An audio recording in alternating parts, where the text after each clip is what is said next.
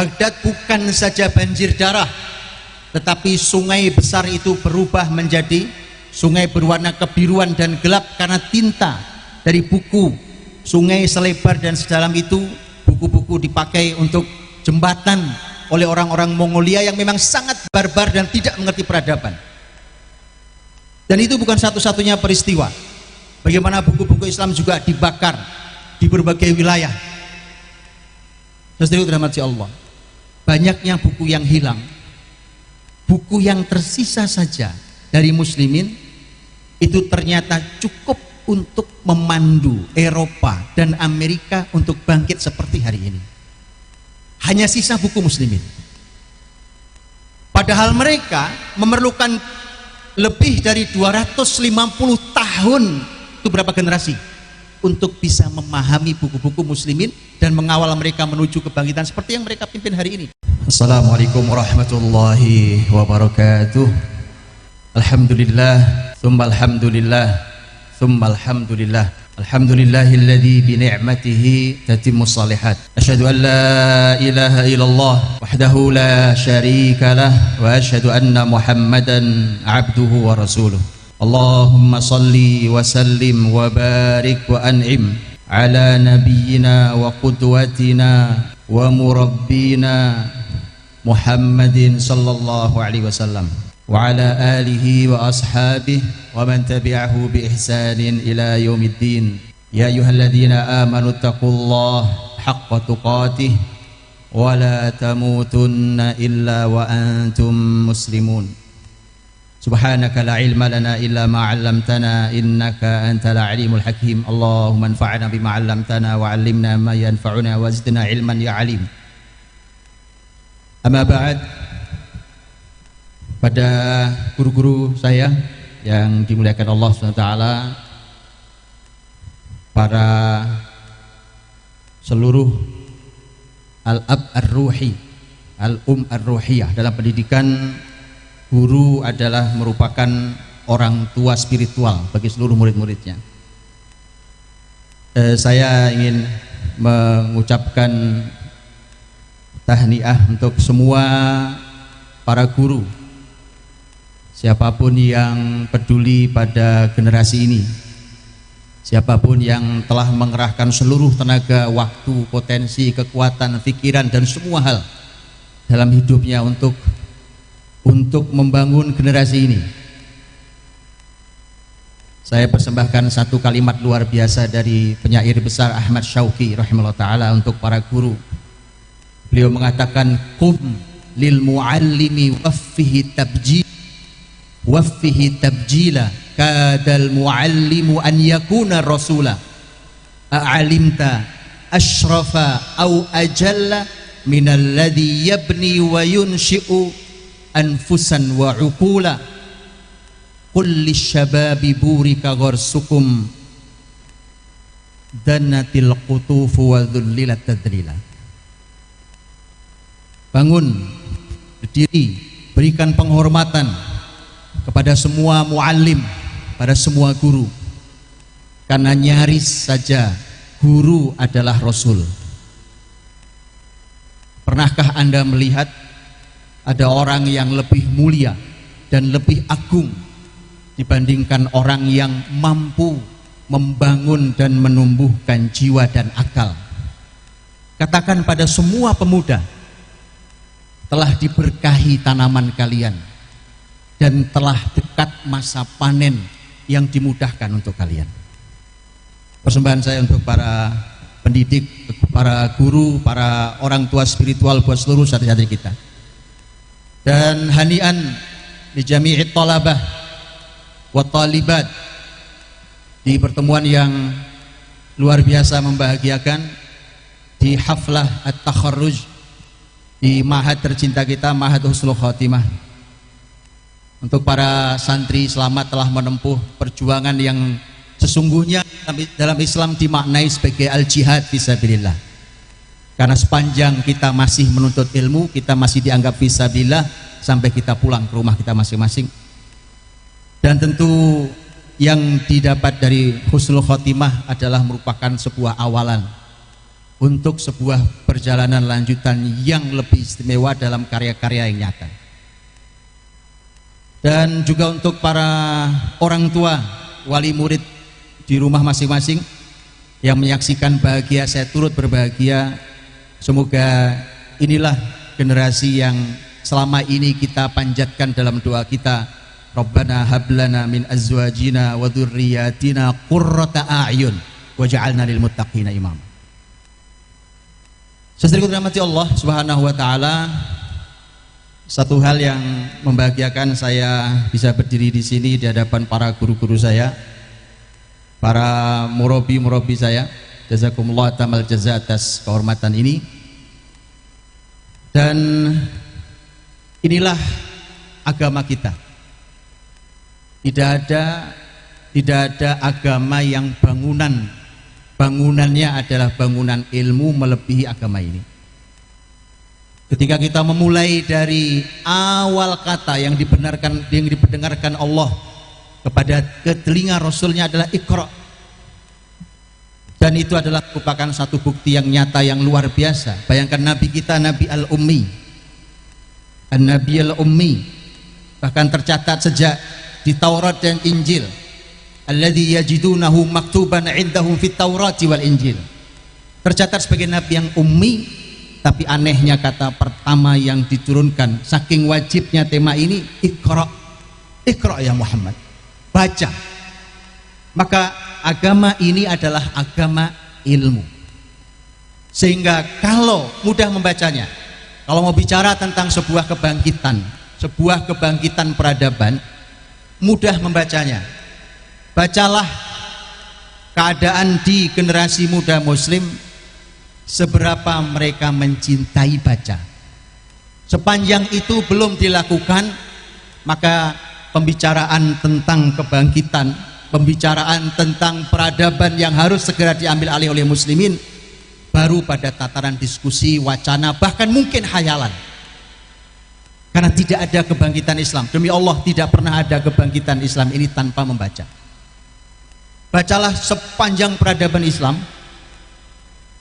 bahwa membaca itu adalah merupakan kecintaan muslimin. Lebih dari itu, tidak ada bangsa, tidak ada agama, tidak ada satu komunitas besar yang paling produktif dalam masalah ilmu sudah sampai hari ini. Bayangkan sudah 15 abad tidak ada yang melebihi muslimin. Masuklah ke perpustakaan-perpustakaan. Kalau tidak percaya, masuklah ke toko-toko buku Islam, atau bukan toko Islam, toko buku umum. Anda boleh cek. Bahkan di toko buku umum sekalipun, buku apa yang paling banyak? Karena muslimin selalu produktif, apalagi kalau kita masuk ke dalam perpustakaan-perpustakaan. Kalau kita belajar tentang ilmu ulum syariah umpamanya, kita diajari guru-guru, setiap menyebut kitab, banyak sekali kitab yang dikasih dalam kurung mafqud, hilang. Saudaraku dirahmati Allah, itu bisa bayangkan berapa kali muslimin mengalami sebuah musibah besar ketika perpustakaan mereka habisi, dibakar, dihanyutkan di sungai. Kita tahu itu di masa kehancuran dinasti Bani Abbas ya, tahun 656 Hijriah. Baghdad bukan saja banjir darah, tetapi sungai besar itu berubah menjadi sungai berwarna kebiruan dan gelap karena tinta dari buku. Sungai selebar dan sedalam itu, buku-buku dipakai untuk jembatan oleh orang-orang Mongolia yang memang sangat barbar dan tidak mengerti peradaban. Dan itu bukan satu-satunya peristiwa.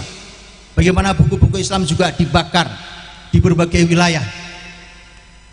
Saudaraku dirahmati Allah, banyaknya buku yang hilang, buku yang tersisa saja dari muslimin itu ternyata cukup untuk memandu Eropa dan Amerika untuk bangkit seperti hari ini. Hanya sisa buku muslimin. Padahal mereka memerlukan lebih dari 250 tahun, itu berapa generasi, untuk bisa memahami buku-buku muslimin dan mengawal mereka menuju kebangkitan seperti yang mereka pimpin hari ini. Dan ketika bumi sudah mulai berteriak mengeluh tentang keadaan rusak, maka demi Allah tidak ada yang bisa menyelamatkan kecuali muslimin dengan kitab-kitabnya. Karena ini adalah agama dengan peradaban ilmu. Maka saudariku dirahmati Allah Subhanahu wa taala. Tinggal masalahnya adalah kalau kita membaca saja tidak, maka bagaimana kita menggerakkan pena kita? Karena dalam surat Al-Alaq yang kita tahu, kata Iqra itu mendahului kata Al-Qalam. Iqra bismi rabbikal ladzi khalaq. Khalaqal insana min 'alaq. Iqra wa rabbukal akram alladzi 'allama bil qalam. Menurut riwayat Abdullah bin Abbas radhiyallahu anhuma, walaupun hadis didhaifkan oleh banyak para ahli Al-Qur'an, bahwa yang turun setelah surat Al-Alaq 1 sampai 5 adalah surat Al-Qalam. Al-Qalam, pena. Muslimin tidak mungkin jauh dari pena. Tapi orang mustahil orang bisa menulis tanpa banyak membaca, karena itulah urutannya. Jadi kalau santri-santri husnul khotimah tidak terlalu minat dengan baca buku, maka artinya kebangkitan umat ini tidak di tangan kalian. Itu artinya sebaliknya adalah siapapun di antara kita yang cinta dengan buku, rajin membaca buku, maka selamat. Maka Anda adalah bagian dari batu bata terbaik di kebangkitan umat ini. Saudariku dirahmati Allah Subhanahu wa taala. Dan itulah yang bisa kita saksikan di sepanjang peradaban Islam, bahwa ilmu muslimin itulah yang mengawal seluruh bangsa, seluruh umat. Bahkan muslimin adalah bangsa dan agama yang tidak pelit dalam mengajarkan ilmu. Tidak pelit. Disebutkan dalam sejarah, salah satu lulusan kampus terbaik di dunia saat itu yaitu Cordoba, Andalusia. Salah satunya begitu dia pulang menjadi paus di Italia. Muslimin tidak pernah memaksa dia untuk pindah agamanya. Maka sungguh jahat siapapun yang menuduh muslimin teroris. Wallahil adzim, sangat jahat. Muslimin pernah meluluskan paus Italia. Sangat jahat mereka yang mengatakan muslimin teroris. Nama agamanya saja Islam. Assalam, kedamaian, perdamaian. Kita senang, kita cinta dengan kedamaian. Teror bukan agama kita. Dan Islam tidak pernah pelit untuk itu. Raja Inggris di zamannya mengirim surat kepada Sultan Muslim di Andalusia. Dia mengirimkan anak keponakannya untuk minta diizinkan belajar di Andalus dengan mengirimkan berbagai macam hadiah yang berharga agar diterima, diajarkan. Diterima muslimin. Dan itu yang mengawali kebangkitan Eropa seperti kita lihat hari ini. Kalau Amerika itu negeri terbelakang, belakangan. Itu setelah tahun 1700-an mereka pindah dari Inggris, pindah ke Amerika. Itu belakangan, tidak masuk dalam pembicaraan. Yang masuk pembicaraan adalah Eropa. Makanya kemudian muncul kita mengenal dengan istilah kebangkitan Eropa, mengenal dengan kebangkitan Prancis dan seterusnya. Nah, sesuai dirahmati Allah, maka begitulah muslimin. Karena muslimin ini rahmatan lil alamin. Maka kemudian ilmu ini memang untuk memakmurkan bumi Allah. Allah ciptakan kita dan Allah pula yang meminta kita untuk kita makmurkan bumi ini. Wasta'marakum fiha. Allah minta kita makmurkan bumi ini. Karenanya muslimin memakmurkan bumi ini. Jadi kalau ada yang merusak, jelas itu bukan perintah Allah Subhanahu wa taala.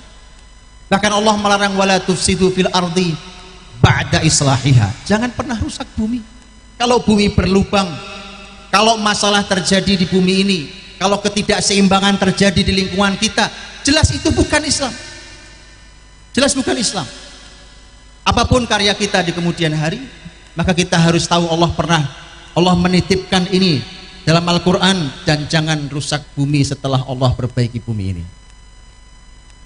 Maka teman-teman saudaraku dirahmati Allah Subhanahu wa taala, kedermawanan muslimin terhadap ilmu itulah yang membuat siapapun tidak pernah dipaksa. Kalau kita melihat, karena yang membawa pertama, karena bahkan Quran kitab suci kita dengan menggunakan bahasa Arab, dan dibawa memang diawali oleh Nabiullah Muhammad SAW, diturunkan pada beliau, dan beliau adalah bangsa Arab, Quraisy. Ketika kita membahas itu, maka tidak aneh kalau kemudian sebagian bangsa yang tadinya bukan Arab, kemudian dia terima Islam, kemudian dia berubah menjadi bahasa Arab. Tapi tidak selalu begitu. Ada sebagian bangsa yang dia menerima Islam dan dia pun berubah menjadi Arab. Karena disebut Arab, orang-orang para ahli bahasa Arab mengatakan yang namanya Arab bukan bangsa, tapi Arab adalah lisan. Siapapun, teman-teman semua yang mampu berbahasa Arab dengan baik, maka Anda Arab. Kalau Indonesia bangsa, tapi para ahli dalam ahli Islam mengatakan bahwa Arab bukan bangsa, tapi bahasa. Dan masyarakat umpamanya, masyarakat di Afrika bagian utara adalah masyarakat yang sampai hari ini bahkan mereka masih berbahasa Arab, padahal aslinya mereka tidak berbahasa Arab. Artinya mereka menerima Islam sekaligus mereka menerima bahasanya. Tapi tidak selalu begitu. Ada bangsa yang menerima agamanya, menerima Islam, tapi tidak berubah menjadi bahasa Arab. Bahasanya tidak berubah menjadi, contohnya negeri ini. Negeri mulia ini diterima Islam di sini, bahkan hari ini menjadi penduduk dengan jumlah penduduk muslim terbesar di dunia. Tapi di sini kita tidak menggunakan bahasa Arab sebagai bahasa utama kita. India, wilayah sekitar India, Pakistan dulu adalah wilayah India besar. Mereka melahirkan para ahli ilmu, para ulama, tetapi mereka tidak berbahasa Arab dan mereka muslim. Ada sebagian bangsa yang mereka tidak menerima Islam, juga tidak menerima bahasa Arab, dan tidak masalah. Masyarakat Kildaniin, Asyuriyin di Irak, mereka tidak terima Islam, mereka juga tidak mau berbahasa Arab, tapi mereka bisa hidup nyaman di peradaban Islam. Jadi saudaraku dirahmati Allah SWT, begitulah makna rahmatan lil alamin itu. Jadi saya berharap kata-kata ini tidak dijadikan pasal karet kalau di undang-undang. Kalimat ini kata Qur'ani, tolong dikembalikan pada yang punya, yaitu Al-Qur'anul Karim. Kalau Al-Qur'an, maka maknailah dengan cara memaknai Qur'an sebagaimana para ulama tafsir. Jangan jadikan pasal karet. Asal kita bicara tentang toleransi, kita bawa rahmatan lil alamin. Asal rasanya kita harus menghormati orang lain, kita bawa kata rahmatan lil alamin. Kenapa kita tidak berbicara sebagaimana dulu muslimin? Muslimin berhak bicara dengan siapapun. Muslimin berhak menawarkan Islam ini pada siapapun, karena muslimin bertanggung jawab memakmurkan seluruh bumi ini. Rahmatan lil alamin. Itu rahmatan lil alamin. Abu Ja'far al-Mansur, kita tahu adalah khalifah dinasti Bani Abbas ya. Dokter-dokternya itu bukan hanya muslim, bahkan dokter-dokter istana zaman itu ada di antara mereka Nasrani, ada di antara mereka Yahudi. Dan tidak ada masalah, mereka kerja profesional.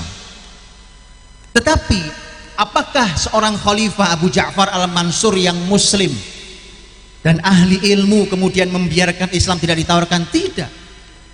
Ditemuinya seorang dokter istana yang selama ini menjaga kesehatan dia, yang bukan muslim, non muslim, ditawarkan, masuk Islamlah kamu, ini Islam, kau lihat tiap hari bagaimana indahnya, bagaimana Islam hari ini memimpin bumi.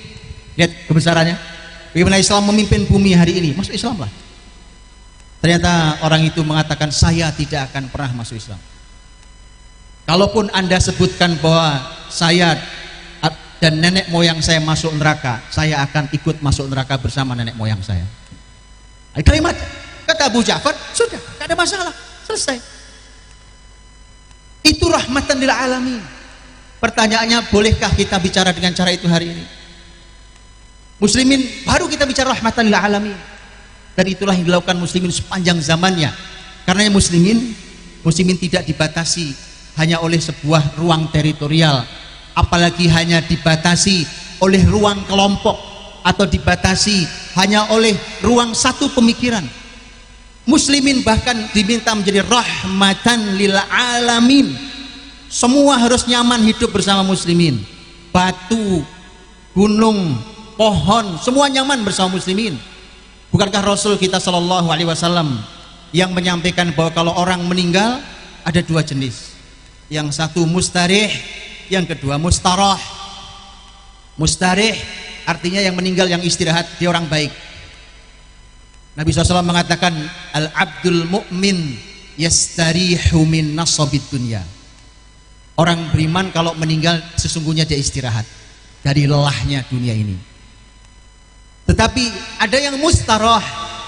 Mustarah adalah kalau ada orang mati, kita yang istirahat dan senang. Alhamdulillah, mati juga itu orang, kita yang senang. Nabi SAW mengatakan, al-abdul kafir awil fajir yastarihu minhul ibad wal bilad wasyajar wal hajar. Semua istirahat. Kalau orang kafir senang dosa, mati, negeri istirahat, masyarakat istirahat, pohon istirahat, batu istirahat. Kita tinggal pilih apakah kita yang istirahat atau orang lain istirahat saat kita mati. Itu pilihan hidup kita. Jadi saudaraku dirahmati Allah Subhanahu wa taala, itu rahmatan lil alamin. Kaum muslimin tidak membatasi dirinya bahkan dalam ruang-ruang sempit, karena Islam ini harus bisa dinikmati oleh siapapun. Dan budaya ilmu ini yang sesungguhnya menjadi ciri khas kebesaran Islam.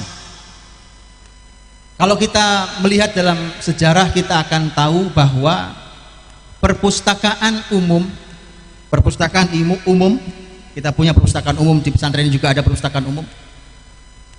Ide pertamanya adalah muslimin. Belum pernah ada di zaman manapun, bahkan ilmuwan Yunani yang dibanggakan oleh Eropa hari ini, atau ilmuwan negeri-negeri lain, tidak ada di antara mereka yang memiliki ide perpustakaan umum.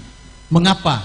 Karena dahulu ilmu terbatas pada pemikir, yang pemikir itu di masyarakat adalah masyarakat marginal, masyarakat yang dipinggirkan. Mereka dianggap seperti orang gila yang sedang bicara aneh. Tapi dalam Islam kita tahu, qum lil muallimi wa fihi tabjila kadal muallimu an yakuna rasula. Nyaris saja guru dalam Islam, ahli ilmu itu menjadi rasul. Itu Islam. Dan kita tahu Nabi kita yang mengatakan sallallahu alaihi wasallam, innal ulama waratsatul anbiya. Karena itulah maka di dalam Islam ini para ahli ilmu dimuliakan dan dihormati. Walau mungkin di negeri ini belum. Saya berani katakan belum, karena saya membaca sejarah. Mudah-mudahan suatu hari pun para ahli ilmu di negeri ini juga dimuliakan, juga ditempatkan di tempat yang mulia. Kalau Bapak Ibu teman-teman semua membaca dalam sejarah, kalau muncul pertanyaan begini, di semua profesi zaman kebesaran Islam dulu, ini mohon maaf nih bicaranya agak dunia sedikit, siapakah yang memiliki gaji paling tinggi? Jawabannya dulu dua. Dan yang menarik, dua-duanya adalah wilayah pengabdian dan sosial, bukan bisnis. Dua. Yang satu ahli ilmu, guru, dosen kalau sekarang. Dan yang kedua adalah ahli kesehatan. Dan dua-duanya wilayah sosial, ya sebagaimana yang dikenal oleh peradaban Islam. Nampaknya memang harus kita kembalikan agar para ahli ilmu kembali dimuliakan. Dengan itulah, maka kalau kita baca, maka kita akan tahu betapa dinyamankannya mereka, karena semua sadar tidak ada orang hebat di muka bumi ini kecuali hasil didikan para guru-guru yang mulia dan ikhlas itu. Di Indonesia kita diberikan sebuah ungkapan peribahasa atau ungkapan bahwa guru adalah pahlawan tanpa tanda jasa. Saya setuju, ada masalah. Tapi muridnya tanda jasanya sangat banyak. Ditempel di sini, apalagi kalau jenderal, di sini banyak sekali. Dengan semua gelarnya, nggak cukup di baju, di topi juga diberikan. Gurunya tanpa tanda jasa, meninggal dikuburkan tidak ada yang mengenangnya, gitu ya. Hidup di awal juga tidak dengan kemuliaannya. Teman-teman dirahmati Allah, ini merupakan sebuah bukti yang nyata bahwa sesungguhnya ilmu inilah yang membangkitkan muslimin. Bukan salah siapa-siapa, salah kita sendiri. Dr. Thariq Suwaidan di dalam bukunya Al-Andalus At-Tarikh Al-Musawwar, di muqaddimah buku itu beliau mengatakan, kata beliau seorang ahli ilmu di zaman ini, mengatakan bahwa tidaklah redup peradaban Islam kecuali ketika bersinar peradaban para artis. Itu kalimat adalah ringkasan dari kajian panjang sejarah Islam. Saya ulangi sekali lagi kalimatnya supaya kita tahu di mana posisi kita hari ini. Sepanjang kita masih menyumbang kesalahan, maka kita ikut menyumbang kejatuhan Islam. Tidaklah redup peradaban Islam kecuali ketika bersinarnya para artis itu. Wal'iyadzubillah. Antrian terjadi dengan sangat aneh kemarin lusa, aneh. Mudah-mudahan tidak ada anak husnul yang seperti itu, mudah-mudahan, ya kan? Kalau ada berarti Anda ikut menyumbang kejatuhan Islam. Aneh cara berpikir, ajaib. Apa yang terjadi sebenarnya? Apa yang terjadi dengan generasi muda ini? Kenapa teman-teman rahmati Allah? Karena ilmu itu tidak bisa duduk bersama dengan hiburan. Kalau mau dalam Islam dipisah, berilmulah kamu, waktunya liburan. Nanti selesai liburan, ambil semangatmu kembali, kemudian belajar yang serius lagi. Tapi duduk bersama nggak bisa. Bagaimana bisa? Orang menikmati hiburan hari ini, Pak. Itu orang menikmati hiburan, apapun itu, dia cenderung bersantai, bersenang. Tapi ilmu, tanyakan pada santri-santri, dan kita semua pernah menjadi santri. Bagaimana perjuangan jadi santri, ngantuk-ngantuk suruh setoran, kan? Ya kan? Lelah disuruh di kelas, tidur sedikit dimarahi sama gurunya, nggak ngerjakan PR suruh maju sini, kau gak kerjakan PR-mu. Allah, itu ilmu, dan tidak pernah sejalan dengan hiburan. Dan tidaklah jatuh Andalus, 800 tahun kita memimpin Andalus, bukan hanya memakmurkan muslimin sekali lagi, tapi menjadi cikal bakal kebangkitan Eropa sampai hari ini. Tidaklah jatuh Andalus kecuali salah satu penyumbangnya adalah kedatangan seseorang yang diberi gelar Az-Ziryab, datang dari negeri Irak, masuk ke Andalus dan mengajarkan hiburan. Masjid mulai sepi, orang mulai tidak minat berpikir, apalagi jihad fisabilillah. Inilah Islam. Kalau kita mau bicara tentang kebangkitan Islam, inilah kebangkitan itu. Inilah kebangkitan itu. Dan kita bisa melihat sejak zaman Nabi Muhammad SAW, ilmu tidak hanya dominasi kaum laki-laki. Siapapun dalam Islam, laki, perempuan. Dan kita tahu bahwa wanita paling alim, paling berilmu di umat ini, ibu kita, ibunda kita, Ummul Mukminin Aisyah radhiyallahu anha, Siddiqah binti Siddiqah, yang periwayatan hadisnya hanya satu level di bawah periwayatan hadis terbanyak Abu Hurairah radhiyallahu anhu. Aisyah sendiri meriwayatkan 2210 hadis. Abu Hurairah meriwayatkan 5374 hadis sebagai perawi terbanyak. Dan ternyata Ummul Mukminin Aisyah radhiyallahu anha disebutkan oleh para ulama, seperempat syariat ini datangnya melalui ilmu Ummul Mukminin Aisyah radhiyallahu anha. Kurang apa? Dan dalam sejarah wanita dalam Islam luar biasa. Kita tahu kitab paling sahih setelah Bukhari, setelah Al-Quran Al-Karim, yaitu Sahih Bukhari. As-sah al-kutub ba'da kitabillah. Kitab paling sahih, buku paling sahih setelah Al-Quran Al-Karim adalah Sahih Bukhari.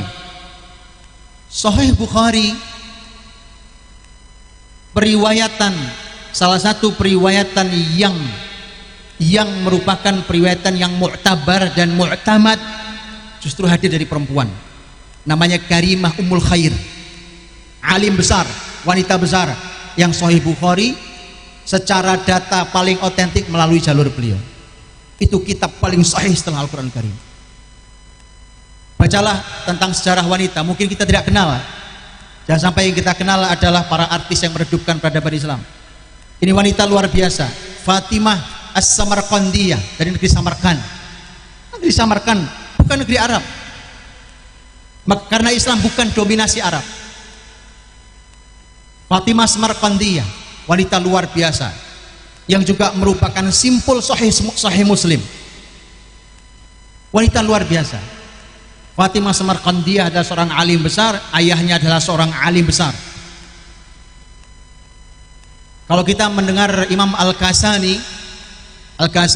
yang merupakan alim besar dalam madhab Hanafi dan menulis kitab yang menjadi salah satu rujukan inti madhab Hanafi, yaitu kitab Bada'i' As-Sana'i, 7 jilid dicetaknya, itu adalah merupakan maharnya, karena dia minta nikahi saya, tapi maharnya adalah kitab menjelaskan fikih madhab Hanafi. Boleh para ini ide baik para wanita. Terlalu sederhana kalau seperangkat alat sholat. Bukan tidak boleh, tapi Anda lihat Islam pernah membuktikan bahwa kitab yang menjadi rujukan utama sebuah ilmu saja ternyata sebagiannya adalah mahar. Kitab Bada'i' Shana'i' adalah mahar. Itu Islam. Itulah Islam, peradaban ilmu. Tapi hadirin dirahmati Allah, ilmu tidak bisa hanya pada batas menumpuk riwayat. Ilmu tidak bisa hanya sebatas banyak-banyakan wawasan. Tidak bisa dalam Islam ilmu itu hanya seberapa banyak jilid kitab yang sudah kita hatamkan.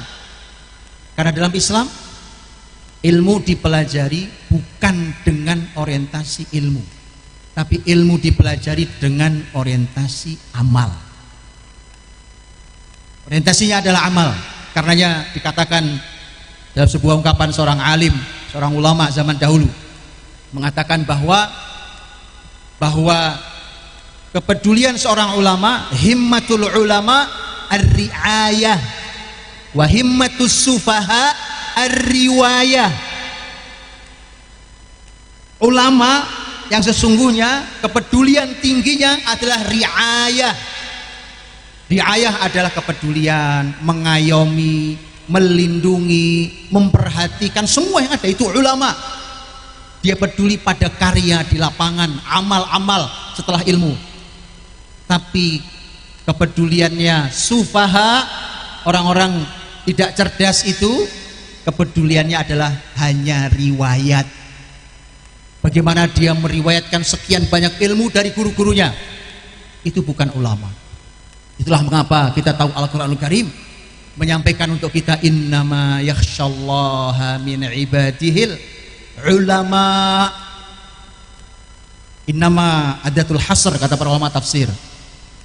Allah membatasi, sesungguhnya yang memiliki rasa takut itu adalah para ilmuwan. Mestinya, dan ulama di sini bukan hanya ulama agama. Maka siapapun di santri-santri kita yang di kemudian hari mereka adalah para ahli ilmu di bidang apapun, ilmu yang bermanfaat, maka mestinya dia orang yang paling takut pada Allah Subhanahu wa taala. Maka bisa kita bayangkan betapa rusaknya ilmu hari ini, berapa banyak para ilmuwan yang mengantarkan dia pada pemahaman ateis. Mereka tak punya Tuhan. Maka alangkah tersesatnya ilmunya, walau disebut itu ilmu luar biasa. Karena innama yakhshallaha min ibadihil ulama. Para ahli ilmu lah yang paling kenal Allah Subhanahu wa taala. Para ulama, ilmu agama atau ilmu apapun yang paling paham tentang Allah Subhanahu wa taala. Maka ilmu di dalam Islam harus terlihat pada karya di lapangan. Tidak cukup hanya menghafal Quran. Menghafal Quran itu hanya step langkah pertama. Alhamdulillah Allah muliakan mahat kita ini, Allah muliakan para orang tua dan seluruh di antara kita, bahkan umat negeri ini dimuliakan dengan lahirnya para penghafal Al-Quran yang diluluskan, baru saja diluluskan. Yang lain insya Allah menyusul insya Allah. Karena hadirin dirahmati Allah, menghafal Quran itu bukan supaya kita menjadi seorang ahli tafsir. Bacalah siapapun orang-orang besar dalam sejarah Islam dahulu, mereka adalah orang-orang yang memiliki hafalan Al-Quran 30 juz. Karena ini masalah, Anda punya pondasi apa untuk karya apa. Nah, saya dirahmati Allah, maka karya-karya besar yang dilahirkan terus oleh muslimin di lapangan, itu pula yang harus kita tiru. Dan ilmu ini harus berubah menjadi amal, harus berubah menjadi amal. Sahal bin Abdullah At-Tusturi rahimahullah ta'ala, seorang alim zahid, beliau mengatakan, kata beliau, ad-dunya jahlun wa mawad. Dunia ini sesungguhnya isinya kebodohan dan kekosongan, kematian, kekosongan. Kemudian beliau mengatakan, wa innamal ilmu hujjah, Kalau kalian berilmu, ilmu jadi hujjah, dan hujjah itu terkadang menguntungkan kita, terkadang merugikan kita. Karenanya ada hujjatun laka au hujjatun alaika. Kadang merugikan kita karena kita tidak mengamalkannya. Karena kata beliau, al-ilmu hujjah, ilmu itu hujjah. Setelah itu kemudian pembuktiannya kata beliau adalah al-amal, al-ibadah, al-amal, pembuktiannya. Tapi beliau mengatakan al-amal haba illal ikhlas. Amal yang kita lakukan, karya yang kita lakukan itu bak debu, tak ada artinya tanpa keikhlasan. Wal ikhlas ala khatarin azim illa an yuhtama bih. Dan keikhlasan dalam ancaman besar sampai kita tutup hidup ini dengan keikhlasan. Dan begitulah karya-karya besar. Ada kalimat yang luar biasa sebagai penutup yang disampaikan. Kalimat yang luar biasa disampaikan oleh, ini teman-teman bisa membaca dalam kitab yang ditulis oleh Imam Al-Khatib Al-Baghdadi dalam kitabnya Iqtida' al-Ilmil Amal. Ada banyak kalimat-kalimat mutiara dari para ulama kita. Yusuf bin Husain sebagaimana diriwayatkan oleh Abu Bakar Ar-Razi rahimahumullah, dia mengatakan bahwa fid dunya tughyanan, di dunia ini ada dua tauhid, tughyanul ilmi wa tughyanul mal. Tauhid ilmu, orang berilmu bisa jadi tauhid, dia bisa menjadi Tuhan selain Allah gara-gara orang berilmu. Wa tughyanul mal, dan tauhid harta. Kemudian beliau mengatakan innama tanjahu min tughyanil ilmi bil ibadah. Kalian selamat dari tauhid ilmu kalau kalian mau beribadah. Laksanakan apa yang kita ilmui. Wa tanju min tughyanil mal bizuhdi fi. Kalian akan selamat dengan harta yang menjadi tauhid kalau kalian dengan cara zuhud di dunia ini. Kemudian beliau mengatakan bil adab tafhamul ilm. Dengan adab kalian baru paham ilmu. Ilmu ini tidak ada gunanya tanpa adab, tanpa akhlak. Tidak ada gunanya. Justru untuk bisa paham ilmu dengan baik, maka milikilah adab. Mestinya itu disampaikan di depan. Waktu kita orientasi santri, yang ditekankan adalah adab. Ada sekian banyak tulisan para ulama yang berbicara tentang adab menuntut ilmu. Karena itu harusnya mengawali, karena nanti kita belajar di sini, kita tidak akan efektif mendapatkan ilmu dikarenakan tidak punya adab.